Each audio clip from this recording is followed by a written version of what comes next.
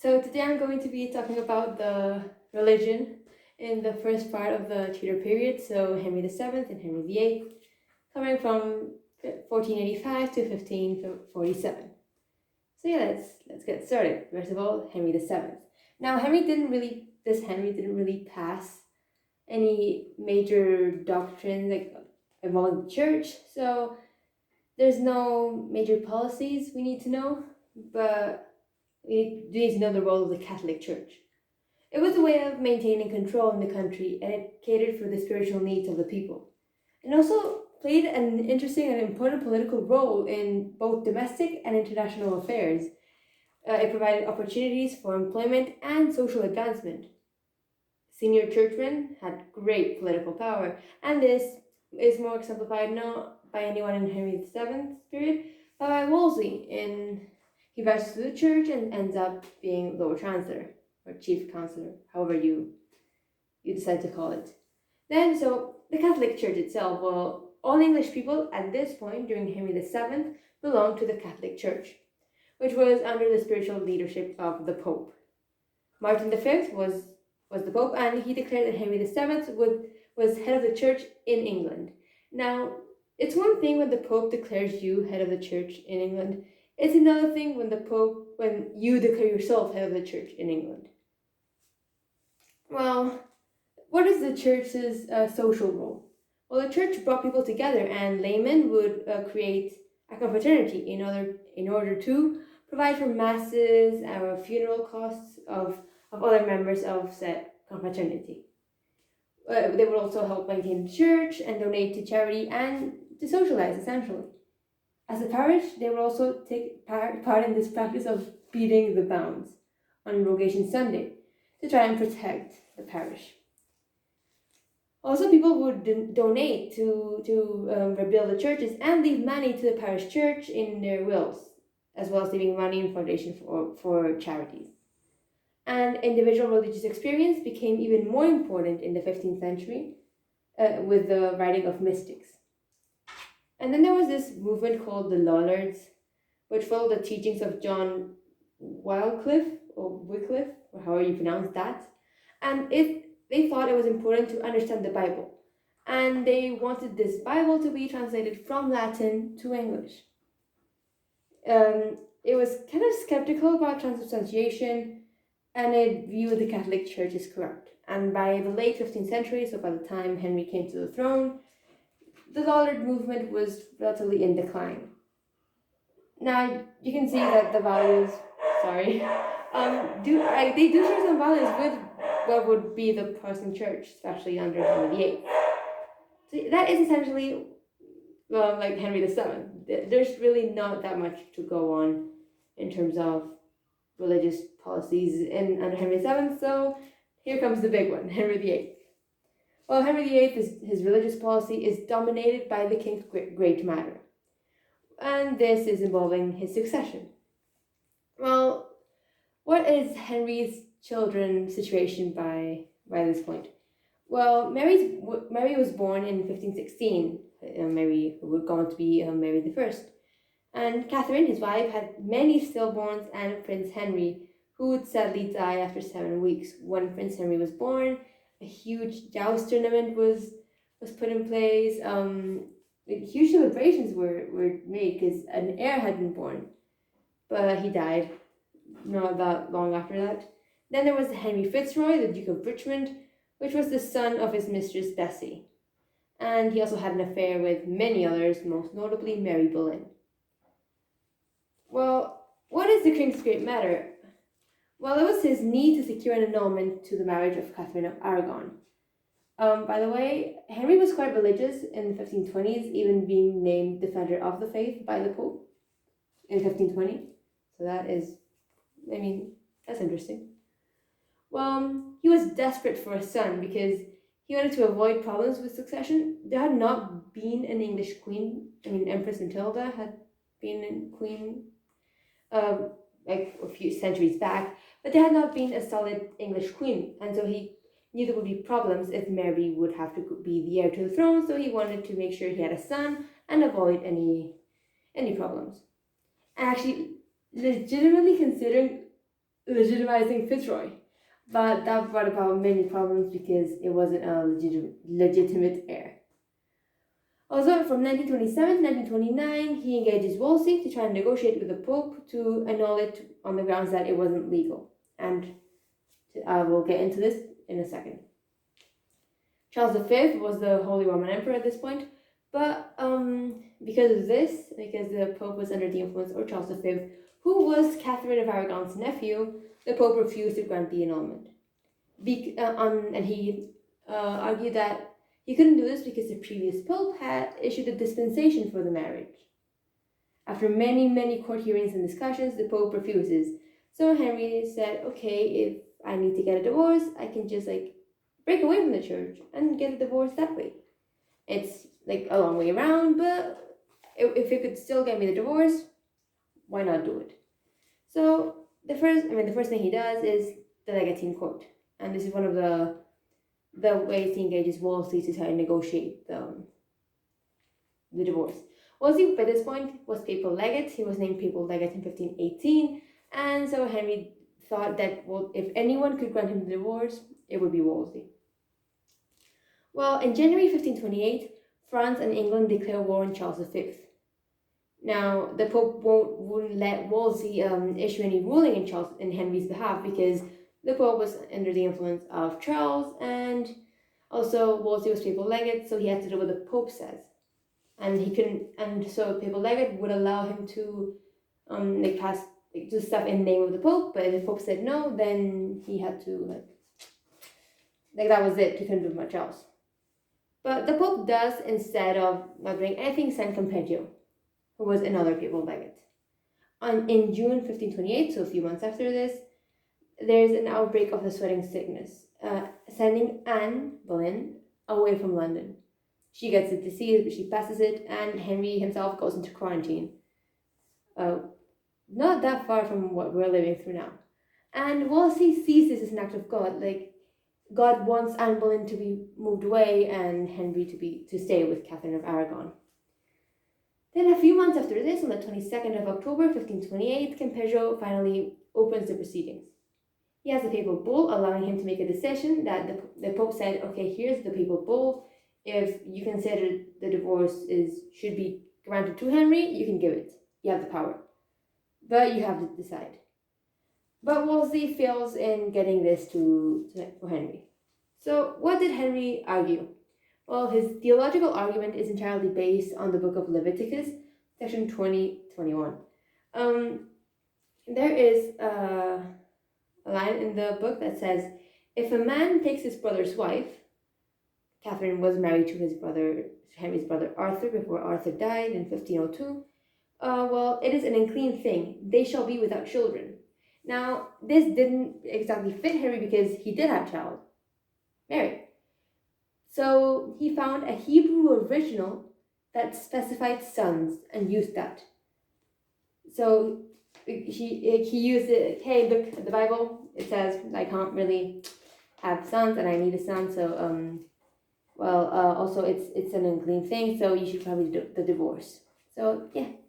But Catherine says, well, I never consummated the marriage with Arthur because Arthur was a sickly boy and I was too young. So the argument is not valid because I was never technically married to Arthur because we never consummated it. So the Campeggio never actually ends up issuing the papal bull, and they move on to the final stage to divorce. In November 1529, the Reformation Parliament is called, and Henry sees this as a way of getting the divorce, not through the church, but through legal means.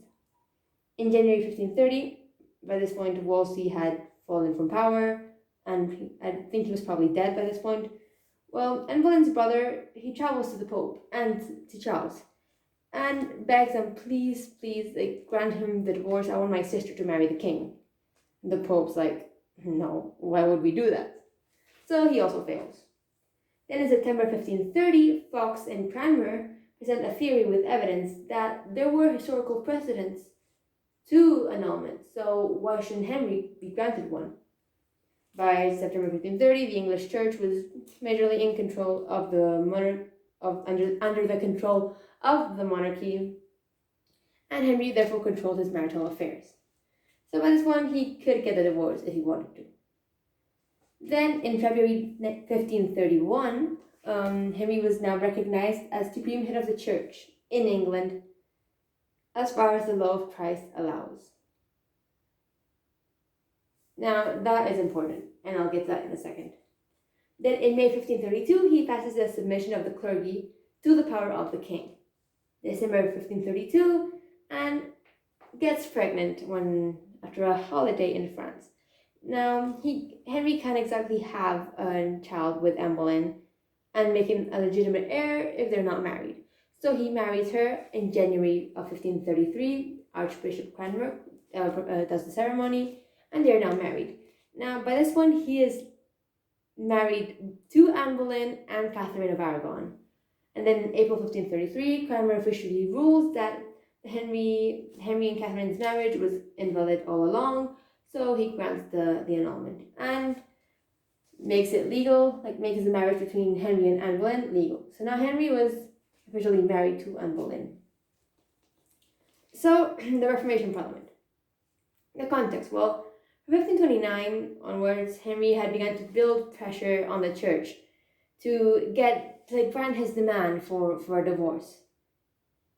He also wanted to reduce fees paid for burials, limit pluralism, and well, he couldn't really do this because the Archbishop of Canterbury at that point wasn't that willing to do so. It was Archbishop Warham. He died in 1532.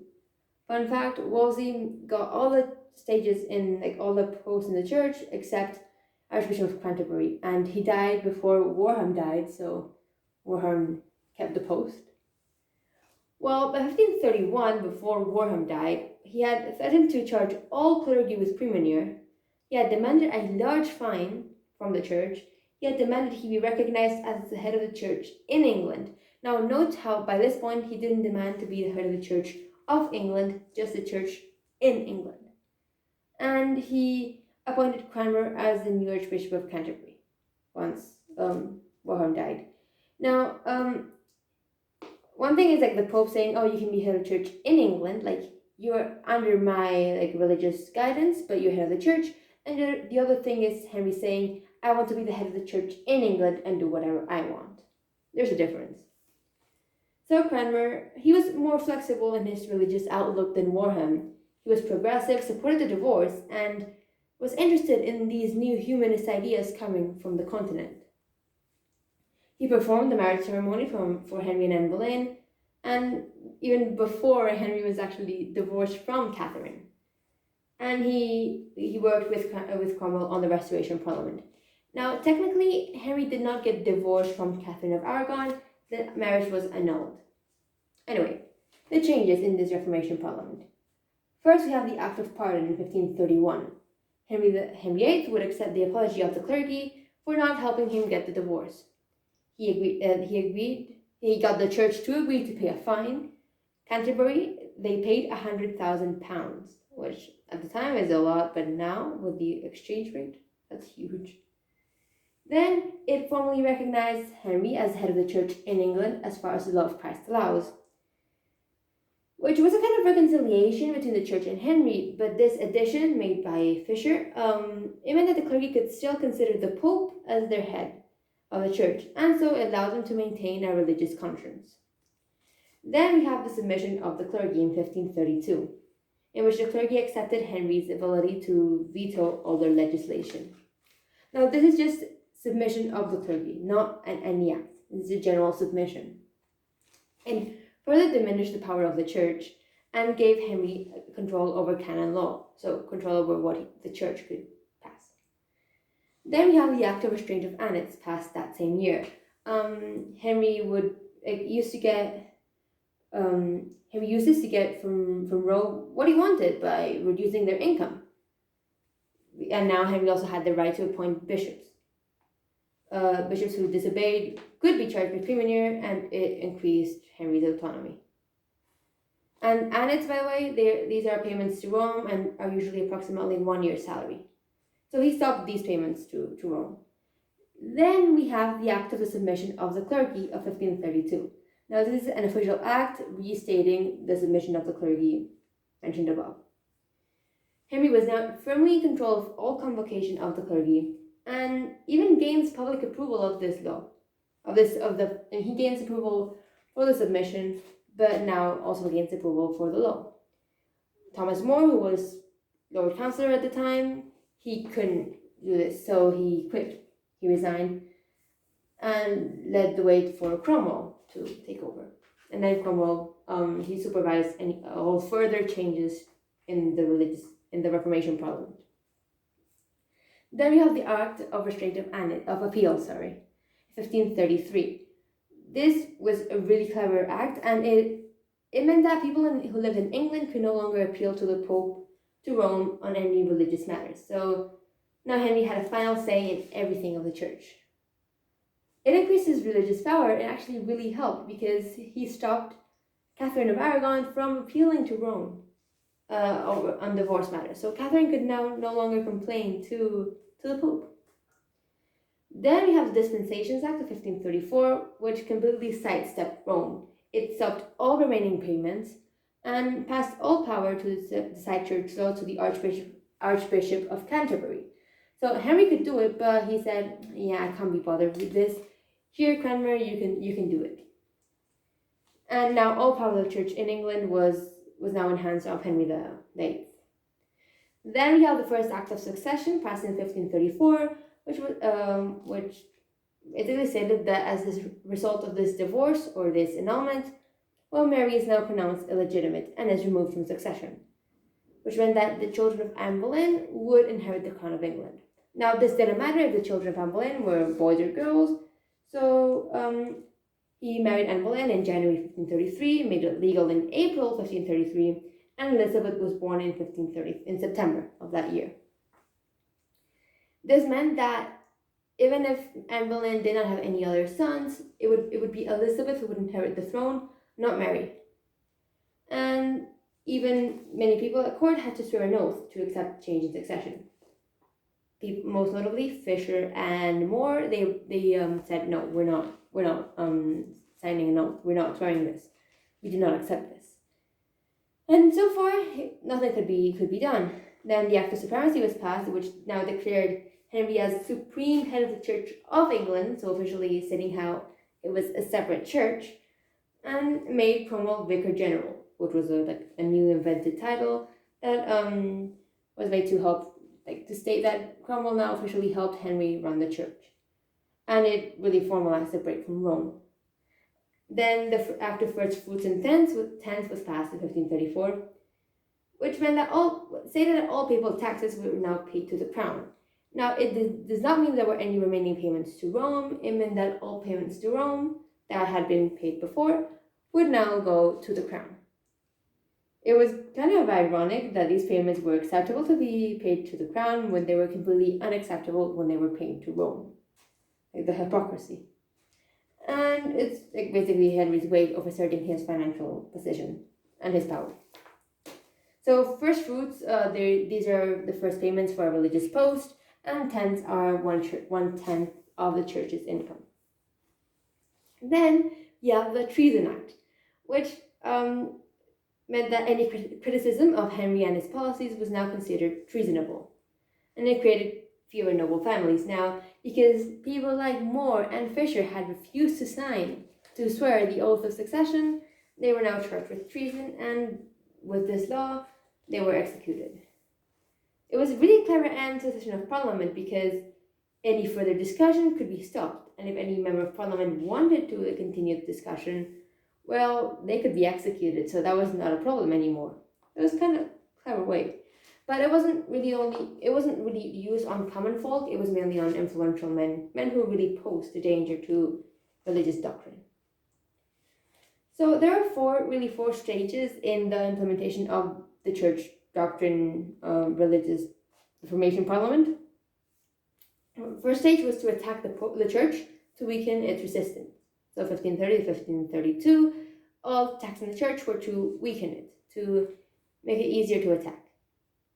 Further on, the second stage is to strip the Pope of his powers. Now, this was done in 1533. The third one was establishing the king as supreme head of the church. 1534, and then the fourth was destroy determined opponents and frighten off others, 1534. So now, official church doctrine, because this was part of the religious Reformation Parliament. Now here is church doctrine, because this was now the Church of England. So in 1534, the impact of Elizabeth Barton, the Holy Maid of Kent, she was executed. This was Protestant in nature. Well, she had major supporters, 6 at High Court, and these were all disposed of by acts of attainder, and citizens of London had to take an oath of the Act of Succession following her execution. 1535, two things happened. First of all, the Valor Ecclesiasticus, which is Protestant in nature, and I'm going to talk about it more in a second. It was a survey set up by Cromwell to assess the wealth of the church. And then there came the executions of More and Fisher, again, Protestant in nature. And, the Pope had actually made Fisher cardinal to try and protect him, but this only angered Henry more and really sped up the execution. And it made other bishops accept the acts and ensure obedience. Then, 1536, he passes quite a few more. Well, first we have the Pilgrimage of Grace, which is Catholic in nature, and it's not any policy, it's the largest single rebellion of the Tudor era, and had a variety of motives, but mainly was the dissolution of the monasteries, which I'll get to in a second. They were really unhappy over the loss of services. But we don't really need to get into that because it's not in this part of the course. Then is the 10 Articles, which were Protestant in nature, and it established that only 3 sacraments instead of 7 were acceptable, and these were baptism, penance, and the Eucharist. The definition of the Eucharist was ambiguous. Confession was praised, but praying to saints for purposes other than remission of sins was laudable. Then we have the Royal Injunctions of 1536, which were Protestant in nature. It essentially stated that there would be less holidays, and it discouraged pilgrimages. And then you have the first act of the dissolution of the monasteries, again, Protestant in nature. It allowed Cromwell to send inspectors to visit all the monasteries and then report back on their religious education. They were pre-briefed to be critical. This links to the Valor Ecclesiasticus. Then in 1537, the Bishop's Book was passed, and this was really Henry's first major Catholic doctrine. It restored 4 of the missing sacraments of the 10 Articles. So in the 10 Articles, only 3 of them were deemed acceptable, and now all 7 were restored.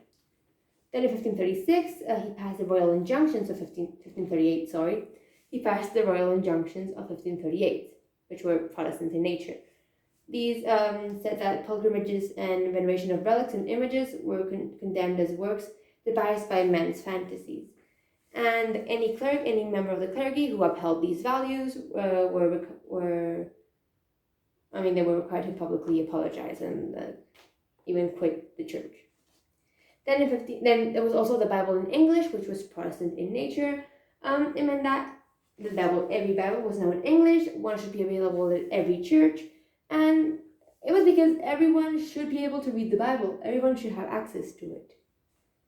Then comes 1539, and he passed 2 things. He passed the second act of the dissolution of the monasteries, which was Protestant in nature, which closed all monasteries, regardless of their wealth. And then the 6 Articles, which were Catholic in nature, which reversed some of the 1536 changes. So these are the Royal Injunctions, the act of dissolution of the not that one. It reversed some Royal Injunctions, the 10 Articles, some of the 1536 religious doctrine. It also denied transubstantiation and showed how more conservative influences were on the rise. In 1540, this is not really religious doctrine, but Cromwell was executed. He fell from power in 1539, but was executed in 1540. Then, 1543, he doesn't do much in 1541 and 1542. He's more preoccupied with France and with other matters there. Well, he passes the King's Book, which was Catholic in nature, which was a revision of the Bishop's Book, and it stated the necessary doctrine and erudition of a Christian man. And he also passed the Act for the advancement of true religion, again Catholic in nature, and it restricted public reading of the Bible to upper-class males. So went directly against the Bible in English, which he had passed just 5 years earlier. Then in 1545, he passed the King's Primer, which was Protestant in nature, and this replaced Catholic Book of Prayers and this was written by Cranmer. And then in 1546, the final thing he does is pass the Chantries Act, which was Protestant in nature, and he really dies before this becomes law, but it would have abolished all chantries, and this is part of the Edwardian Reformation, because even though Henry, he does the idea, the idea is his, it's Edward who formally passes it. So now you have the dissolution of the monasteries. Well, a bit of context, there were over 800 religious houses and 100 in Scotland. 800 religious houses in England. They owned about 1/3 of all landed property, and I may refer to them as monasteries, abbeys, priories, cells, nunneries. They have many names. These could be closed, they could be open, they could be functioning, and closed ones would be no visitation allowed. Open ones could be people could go in and out, and some could be out of function, but it wouldn't be morally correct to close them because they were still religious houses. 10% of all men in England were monks, and many of these were from wealthier backgrounds, but they were not monks by vocation, because if only the oldest heir, oldest male would inherit, then what would you do with the rest? You just send them to a monastery. And they also took vows of celibacy. So, purgatory. What is purgatory? Well, the monks believed in the existence of purgatory, and they helped spread this idea into people's beliefs. They generally believed that if sufficient prayers were said for your soul after you died, then this would ease your journey onwards to heaven. Many churches and monasteries had chantries specified for these prayers. Even Henry VII had 10,000 prayers said on the month after his death. These chantries would be abolished under Edward. Well, who were the people living in these monasteries? Well, there's several categories. First of all, monks and nuns, which tend to be wealthier and recruited mostly from nearby areas and from wealthy families, and lived in monasteries and convents. There were 3 types. Benedictines, which were the largest and probably the richest, and in the area in Durham, a lot of Benedictines. Then we have the Cistercians, which were a breakaway of the Benedictines, and they wanted a simpler life. And they were really famous for sheep farming for a reason, and they were more rural, yeah. And they had the Carthusians, which were the strictest out of all of them. Their orders were known as charter houses, and they were more rural. And then we have friars. These worked with lay people and were supported by charitable donations, and they come mainly from lower down the social scale. And by Henry VIII rule, they had significant lower numbers of friars compared to what it had been in 1500. There were also 3 types. You had the Carmelites, which were also known as white friars. Then the Dominicans, which were black friars and were a preaching order. And then Franciscans, which were gray friars. So what was the impact of the dissolution of the monasteries? Well, in the economy now, more land would be available, more farming and enclosure could take place, but businesses would decrease, and there was now increased homelessness. For the buildings, these became abandoned and became ruins because no one would take care of them. Maybe some locals took them over, but in most cases, they would become ruins. Now for monks and nuns, they now had nowhere to live and suffered even more. But in culture, now it relied less and less on the religious elements, and there was no place for education and the copying out of the manuscripts. So manuscripts started being lost out. Then the nobility, Henry now had increased power, and their own power was threatened because now more land was available to be bought. So there was more competition, more power, and social status, and they were threatened by the gentry. Henry had more money to go to war, The Pope's influence was now gone, and it had again more money and power and land. In society, the closing of the monasteries did cause the pilgrimage of Grace Rebellion, and no one really was there to pray for the people. So because the monasteries were closed. So what was the Valor Ecclesiasticus? It was a census of the church ordered by Cromwell in 1535 to assess its wealth. Cromwell sent these inspectors to assess the spiritual health of the church, and these visits are known as visitations. Rather than Valor Ecclesiasticus, they are visitations. It set clear aims as to what they wanted the 6 inspectors to find. Only 6 were sent. Mainly to find the true wealth of the church and see how the crown could increase its own income. And it had 2 phases. First of all was the spiritual check, which was like they were encouraged to paint the church the monasteries in the worst possible light, so that they had an excuse to be dissolved. They were sent a list of questions, and they had to check for gluttony, indulgence, lust, drinking, any of the 7 deadly sins, and also the second stage being financial assessment. So how does he dissolve the monasteries? Well, first of all, why do it? Well, most monastic orders were controlled by foreign Catholic orders in France, Spain, Italy. So Henry wanted the church to be controlled by people in England. Monks and nuns, they owed the obedience to the Pope, and there was danger of wealthy institutions taking orders from abroad, for the same reasons I just mentioned.